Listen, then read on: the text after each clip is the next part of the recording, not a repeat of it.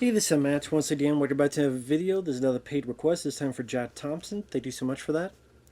And for those interested in requesting any type of videos, feel free to send it either directly to my PayPal or join my Patreon. Both links are down below in the info box. And this is for One Man Force, 1989 film that, if you liked 80s action, I think you would get at least some mild fun out of this.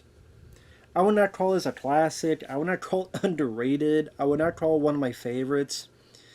But it's very cliche. It's very by the numbers in terms of the story or plot. There is some fun to be had.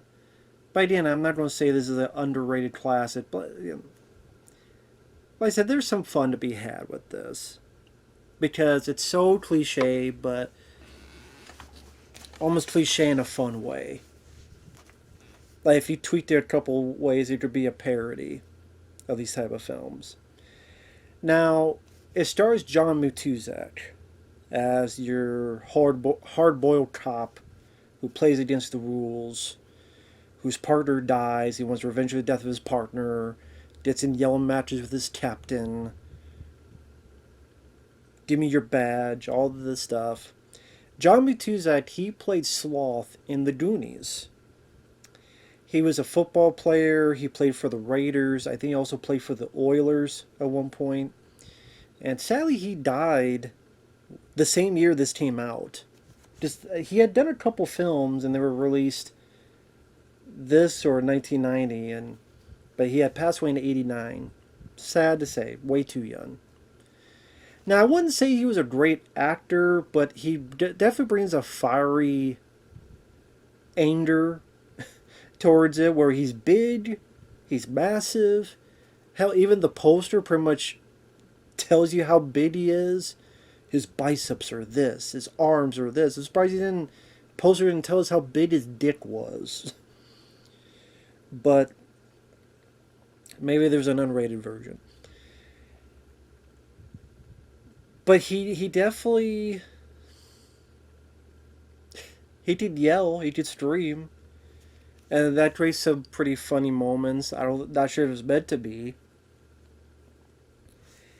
But at the same time, I still enjoyed watching him. Like, he's not great. He's not Arnold, Stallone, Van Damme. He's not, Dolph. He's not, I would say, even Jeff Wincott or Jeff Speakman or such. But for a guy that didn't get to do it a whole lot, I would have been open to see him do more.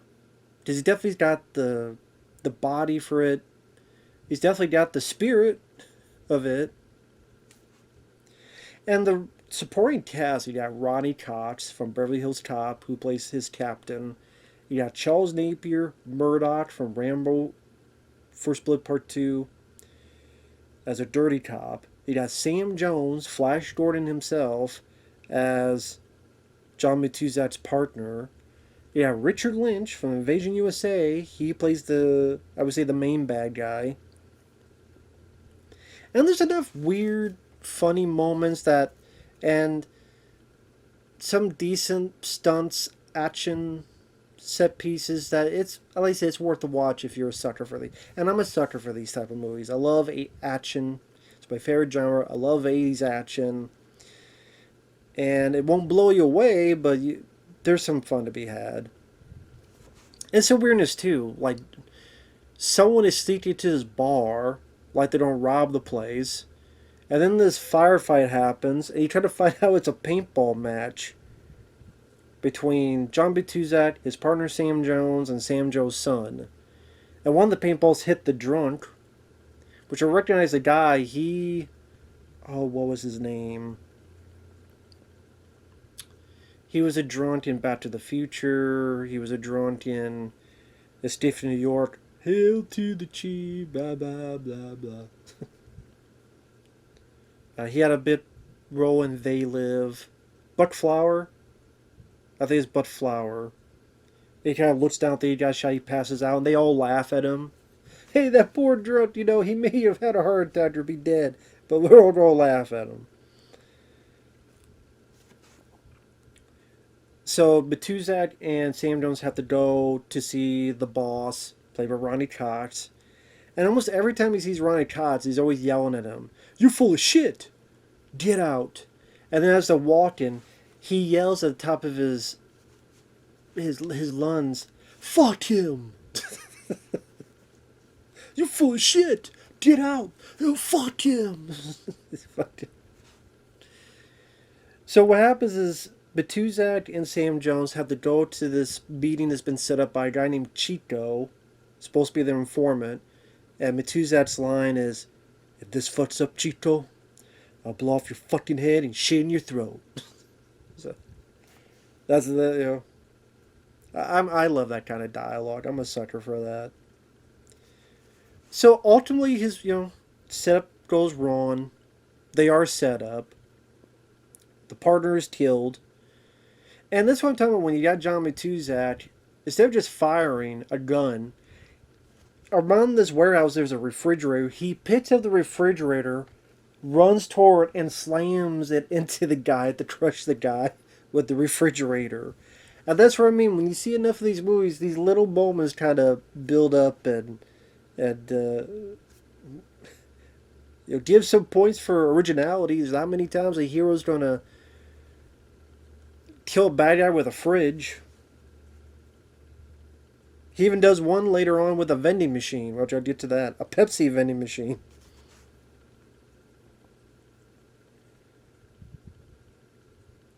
And then it's kind of just him looking for Chico, looking for the guy who set up his partner. He punches through glass at one point. He throws him through windshields. Then it cuts to him in jail and roughing up the guy in jail. And I'm like, well, how did we get to here? Then how did we get to jail? Okay, I guess there's a way of doing it quickly. So Ronica suspends him. And Batu's like, "Fuck you!" Half his dialogue is streaming. And again, one detriment to the movie is at times you don't really know. Like, the plot is very. It's not properly directed or written where you. It's a simple plot, but at times it's confusing because, like, oh, now he's over here at a club. Not only at a club, it's a weird club where there's a guy on a leash. And there's people, like, want to be dimps. And they fight him. And they dogpile him. He gets them off. And he gets the guy who has a leash on and collar. Throws him. And the guy starts flying around. And he throws it. And the guy flies onto this cage up above. Where this woman, I think where their titties out, trying to hit the guy. What the fuck is going on? But I'll be entertained. And then he's in this place where they're chasing after him, these bad guys. And so at one point he hides in a door, behind a door. And the bad guys lock it. "Oh, we got him now." Instead of shooting through the door, they decide to lock the door. And Batuzet slams through the door to knock him out. He needs to hide, and he's knocking on doors. And there's this woman who I guess is a hooker, doesn't know who he is, says he's in trouble, says okay, immediately brings him in, says take off your clothes, hide in this bed, and then she covers up herself, tells him, I'm with a customer, I'm with a client, get the hell out of here. He says, oh, thanks. Opens up a window, she pretends to have sex so that they don't try to come in anymore. Which I don't know why that would stop them. It's fine to kill people, but don't watch people having sex, I guess. So, why this lady decided to help him? She's a good citizen. I don't know if she's a good hooker, because I didn't try her out, but she's a good citizen. See, hookers could be good citizens too. That's the note of the day. Just because you're a hooker doesn't mean you're a bad citizen.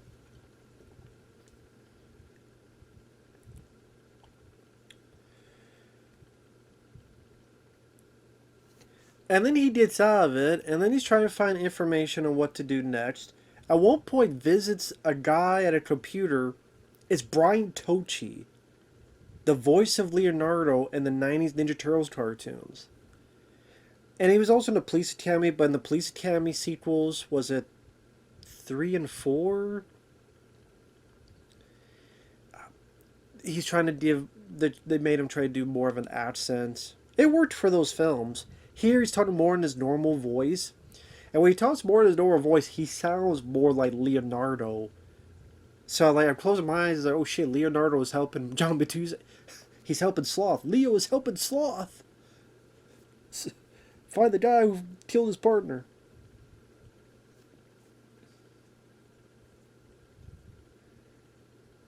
And something about how Richard Lynch is involved with profits, money laundering. Like I said, it was, as simple as it is, it was hard for me to follow the plot because. And then there'd be times where in the middle it kind of slows down with the action. It's kind of him going somewhere, watching, then he's going somewhere, he's watching some more, he's going somewhere, he's watching.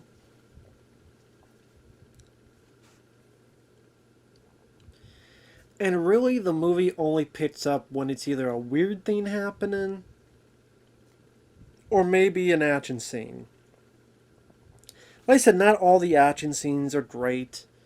You know, there's one car chase, kind of nighttime, where he's chasing these guys, and you know, it's average. Crash and burn. But the funny thing is he's there in the morning with Ronnie Cox, and he's drinking an orange slice. I don't know if he stole it from the guy. Yeah, I think he might have took it from the guy. It's an orange slice. And he throws it back and says something to the fact of, if he wanted soda that bad, he should have asked. I'm like, okay. And Ryan Cox is telling him just forget about the case, forget about it. It's not gonna happen. And he's like yelling some more, and he's like running. He's walking by, and he's like, "Not gonna happen," like a temper tantrum of a baby, or a kid who didn't get his ice cream, or the parent won't let him get the video game at Walmart. It's not gonna happen.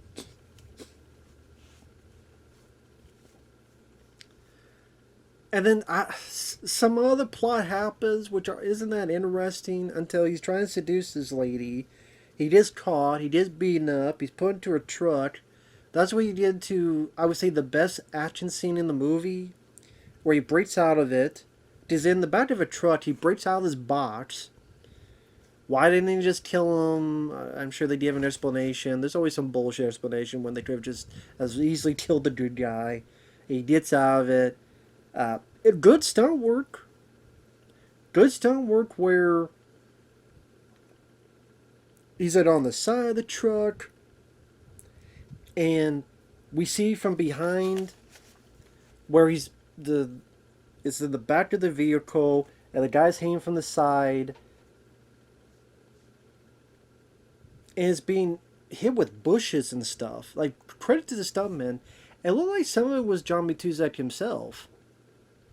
From the front, and then there's a point where he's at the front of the truck. He's on the side, there's a car coming the other way and almost hits the guy with the car. He rolls him to the hood. Like I said, that was, I would say, the best stunt work in the film, which is utilized a bit in the trailer. And if you watch the trailer, this will tell you what the movie is. How the movie is. How the movie plays out, and the trailer will tell you whether you will see this film or not. Because I don't think this film is on Blu-ray. I don't know. I don't think it is. I have this on DVD. It's on YouTube right now for free. I had a DVD of this. I couldn't find it. It was a weird DVD because it's one of those DVD that had a glass case. Well, not glass. It was clear plastic. So that wasn't glass. Well, no. It seemed like glass or hard plastic. I'm not talking about like the plastic in most of them. It was like a clear that felt like glass. So maybe it was glass. That's why I wish. But it could kind of bend like plastic. So it was just a very unique DVD case. That's why I wish I could have found it to show it. It's very rare that you find a taste like that.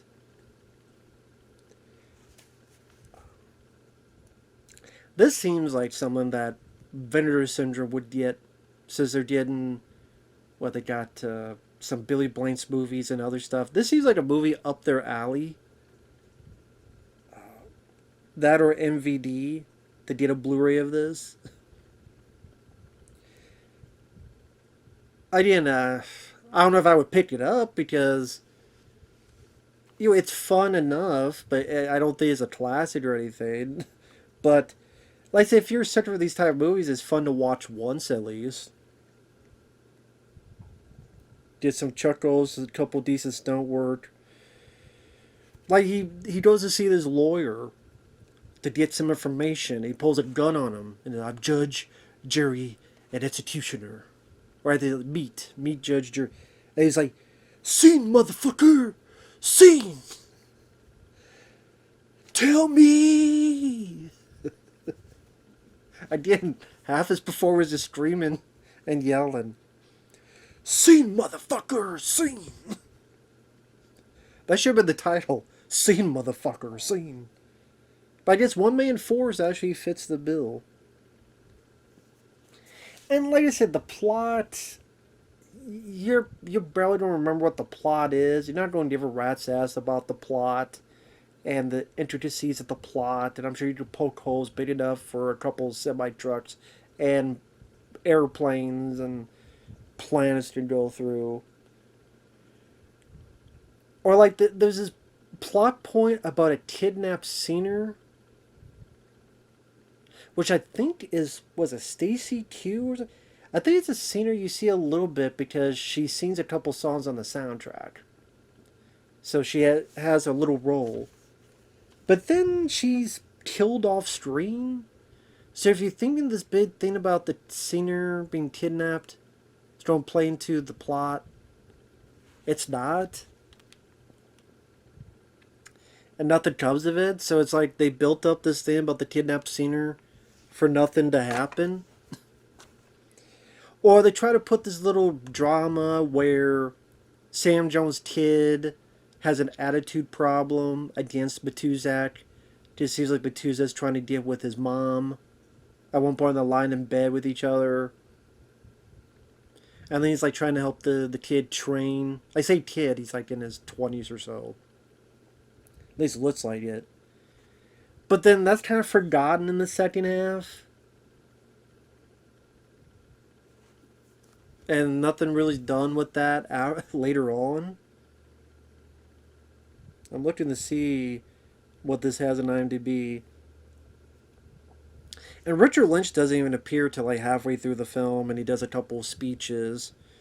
And it doesn't really become prominent until, I would say, the end of the movie. So it's not one. I mean, Richard Lynch doesn't have a whole lot to do.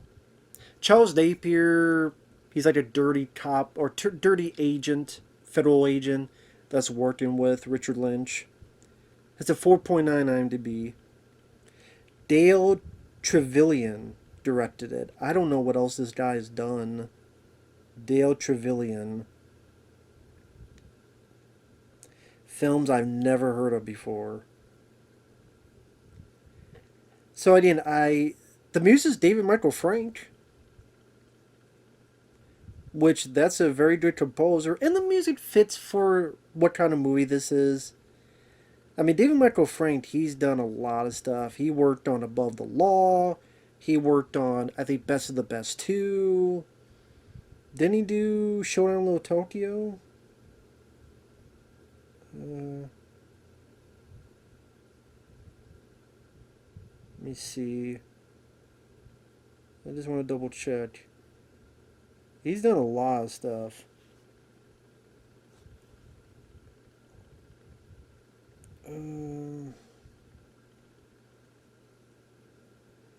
Out for Justice, yeah. And he might have worked on Marked for Death.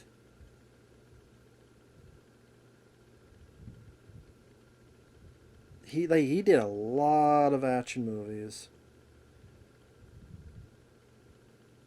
Okay, sorry. I want to check. I want to double check on this. David Michael Frank. He did a lot of action films at this time period.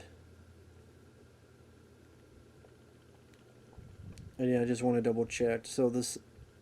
Come on, scroll down.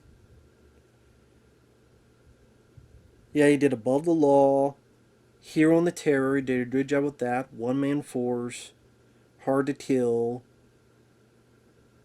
Out for Justice. So I guess he worked on like one little thing with Marked for Death, but yeah. Suburban Commando, Showdown Little Tokyo. Okay, so I was right. I wanted to double check. Best of the Best 2. He definitely fit in that realm. Now later on, he really didn't get much work. Something called The Prince. Perfect Target. Oh, that movie. Little Girl Fly Away TV movie. TV show Up, Up, and Away. The reality show The Mole. God, I barely remember that. Yeah, a lot of stuff you just really wouldn't think of much of anything. And let me check one more thing. Let's see.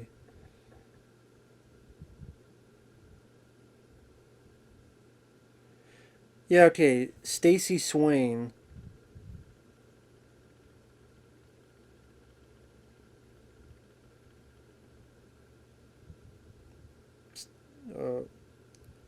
Stacey Q.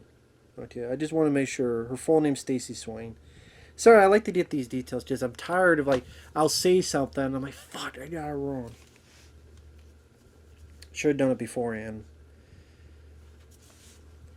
The finale is pretty much, he gets with the bad guys. Spoiler alert, you find out Ronnie Cox is a bad guy as well. And, I mean, the thing is, the ending, it's not explosive. It is, but usually in these type of endings, there'd be like a dozen or so bad guys to defeat. No, it's really 3. Granted, each of those 3 get a... Well, there's 4, technically. 4. Technically, each one get a memorable... Not gory, not violent, but memorable death in a way. Because they're by this big furnace. Charles Napier gets shot, and he flies back like a good, like... He flies like 5 feet. And then gets electrocuted. I thought that was kind of a cool looking shot. Or stunt work. Ryan comes up above, he shoots, and there's a bit explosive where he flies off. This bigger guy, there's kind of a fight, but pretty much the two that gets this Pepsi vending machine and crushes him with it. And then Richard Lynch, he chases after, grabs him. Lynch falls, but gets his leg hooked. So he swings into this burning building. As when he swings, he catches on fire. So he's upside down, tied up, and he burns to death. So it is, each one dies in a different type of way. And if you don't have each one die, make it somewhat unique. So I'll give it that. They pretty much did, they had kidnapped the lady and her son. They go off into the distance and the movie's over. Like I said, it's one of those things where if you're in the mood for the cliches of 80s action, but don't go in expecting an underrated gem. It's more of, there's enough funny moments that you get entertainment out of. It has a bit of a slow middle though. I've just looking, searching. Again, the plot is not that interesting or clever or unique. In fact, a lot of times you'll be so disinterested, you'll be like, what the hell's going on?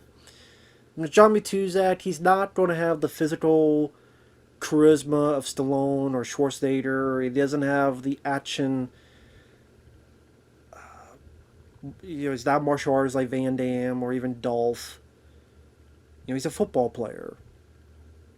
I mean, like, if you compare it to another football player movie like Stone Cold, Stone Cold is above this in every way, head and shoulders above it. But again, as a time waster that you'd have some fun with, yes, you'd have some fun with this movie. And you know what? I'll have fun with this movie more than a lot of the crap that comes out nowadays. They either have the political BS or the CGI overload BS or 2.5 hours long or all the other crap that is filtered into movies today. There's still some stuff to get fun out of. Especially if you're a sucker for these movies like I am.